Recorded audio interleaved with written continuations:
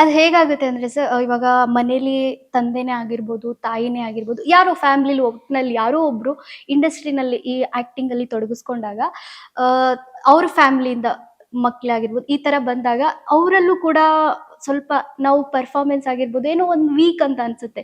ಅವ್ರು ಅಷ್ಟ್ ಚೆನ್ನಾಗಿ ಮಾಡ್ತಿದ್ರು, ಇವ್ರು ಹಿಂಗ್ ಮಾಡ್ತಿದ್ದಾರೆ, ಈ ತರ ಹೇಳ್ತಾರೆ. ಬಟ್ ನೀವು ಫಸ್ಟ್ ಮೂವಿನಲ್ಲೇ ಜನಗಳು ಇಷ್ಟು ಚೆನ್ನಾಗಿ ನಿಮ್ಮನ್ನ ಹೊಗಳೋ ಅಷ್ಟು ಪರ್ಫಾರ್ಮೆನ್ಸ್ ಆಗ್ಲಿ, ಡ್ಯಾನ್ಸ್ ಆಗ್ಲಿ, ಫೈಟ್ ಆಗ್ಲಿ, ಪ್ರತಿ ಒಂದನ್ನು ನೀವು ಅದೇನ್ ಟಿಕ್ ಮಾರ್ಕ್ ಅಂತ ಇರುತ್ತಲ್ಲ, ಎಲ್ಲಾನು ಫುಲ್ಫಿಲ್ ಮಾಡಿದೀರಾ. ಇದನ್ನ ಆಕ್ಚುಲಿ ಇದನ್ನ ಹೇಗ್ ಹೇಳ್ಬೇಕಂತ ಗೊತ್ತಾಗ್ತಿಲ್ಲ. ಬಟ್ ನೀವ್ ಇದನ್ನ ಎಷ್ಟು ಚೆನ್ನಾಗಿ ಫೀಲ್ ಮಾಡ್ತಾ ಇದ್ದೀರಾ ಅಂತ. ನಾವು ಕಷ್ಟಪಟ್ಟಿದ್ದೇ ಅದಕ್ಕೋಸ್ಕರ ಅಲ್ಲ ಮ್ಯಾಮ್. ಸೊ ಅದು ಸತ್ಯ ಆಯ್ತು, ನಾವು ಅನ್ಕೊಂಡಿದ್ದು ಸತ್ಯ ಆಯ್ತು.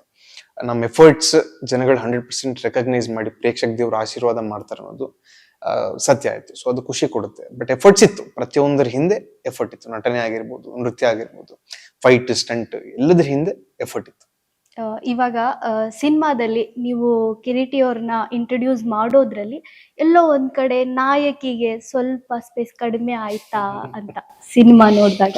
ಹಂಗೆ ಏನಿಲ್ಲ ಅಂದ್ರೆ ಇದ್ರಲ್ಲಿ ತುಂಬಾ ಎಮೋಷನ್ಸ್ ಜಾಸ್ತಿ ಇರೋದ್ರಿಂದ, ತುಂಬಾ ಕ್ಯಾರೆಕ್ಟರ್ಸ್ ಜಾಸ್ತಿ ಇರೋದ್ರಿಂದ ಬ್ಯಾಲೆನ್ಸ್ ಮಾಡೋ ಒಂದು ಪ್ರಾಸೆಸ್ ಅನ್ನೋದು ಡೆಫಿನೆಟ್ಲಿ ಮುಂದೆ ನಾನ್ ಲವ್ ಸ್ಟೋರೀಸ್ ಮಾಡಿ ಆ ಸ್ಪೇಸ್ ನ ತುಂಬ್ತಾರೆ.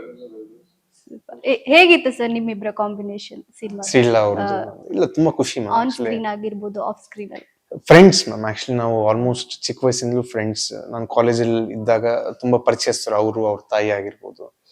ಸೊ ಆ ಪರಿಚಯ ಇರೋದ್ರಿಂದ ಇನ್ನು ಸುಲಭ ಆಯ್ತು. ನಟನೆ ಮಾಡ್ತಿದ್ದಾಗ, ಇಲ್ಲಾಂದ್ರೆ ನೃತ್ಯ ಮಾಡ್ತಿದ್ದಾಗ ತುಂಬಾ ಸುಲಭ ಆಯ್ತು. ಒಂದು ಕಂಫರ್ಟ್ ಇರುತ್ತಲ್ಲ, ನಾವು ಪರಿಚಯ ಇದ್ದಾಗ ಆ ಕಂಫರ್ಟ್ ಇತ್ತು.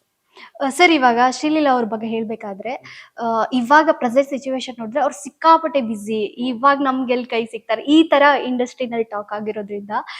ಬಟ್ ಜೂನಿಯರ್ ಅಂತ ಬಂದಾಗ ಅವ್ರು ಬಂದಿರೋ ರೀತಿ ಆಗಿರ್ಬೋದು, ಪ್ರಮೋಷನ್ ಅಲ್ಲಿ ಅವ್ರು ತೊಡಗಿಸ್ಕೊಂಡಿರೋಂಥ ರೀತಿ ಆಗಿರ್ಬೋದು, ಎಲ್ಲೂ ಅವರು ಅಷ್ಟು ಬ್ಯುಸಿ ಆಗಿದ್ದಾರೆ, ಅಷ್ಟು ಇವರು ಫುಲ್ ಬೆಳೆದ್ಬಿಟ್ಟಿದ್ದಾರೆ, ಈ ತರದ್ ಎಲ್ಲೂ ಅನ್ಸಿಲ್ಲ. ಅಷ್ಟು ಸಾಧಾರಣವಾಗಿ ಬಂದ್ರು, ಎಲ್ರ ಜೊತೆನೂ ಮಿಂಗಲ್ ಆಗಿದ್ರು, ಅದ್ ಕ್ಯೂಟ್ ಆಗಿ ನಕ್ಕೊಂಡು ಮಾತಾಡ್, ಅಷ್ಟು ಸರಳವಾಗಿದ್ರು. ಸೊ ಅವ್ರ ಬಗ್ಗೆ ನೀವೇನ್ ಹೇಳ್ತೀರಾ?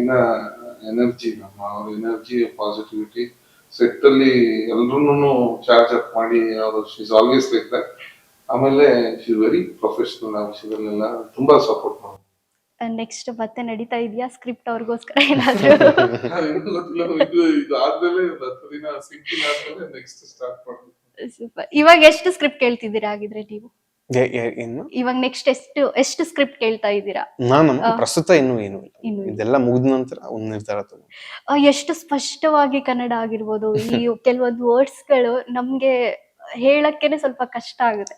ಬಟ್ ನೀವು ಅಷ್ಟು ಸರಳವಾಗಿ ಹೇಳ್ತೀರಾ, ಕೇಳಕ್ಕೆ ಖುಷಿ ಆಗುತ್ತೆ. ಧನ್ಯವಾದ ಸರ್. ಇವಾಗ ಒಟ್ಟಿಗೆ ತೆಲುಗುದಲ್ಲಿ ಕನ್ನಡದಲ್ಲೂ ಒಟ್ಟಿಗೆ ರಿಲೀಸ್ ಮಾಡಿದ್ರಿ.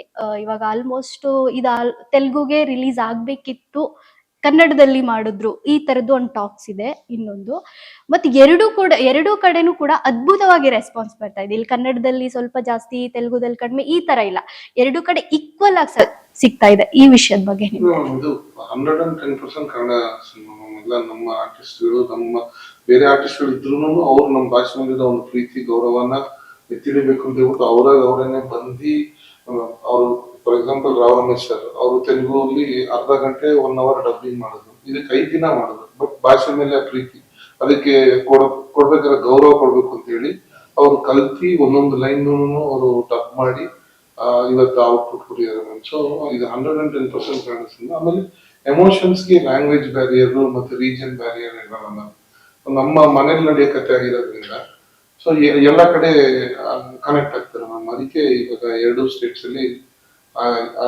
ಒಂದು ಪಾಸಿಟಿವ್ ರಿಸೆಪ್ಷನ್.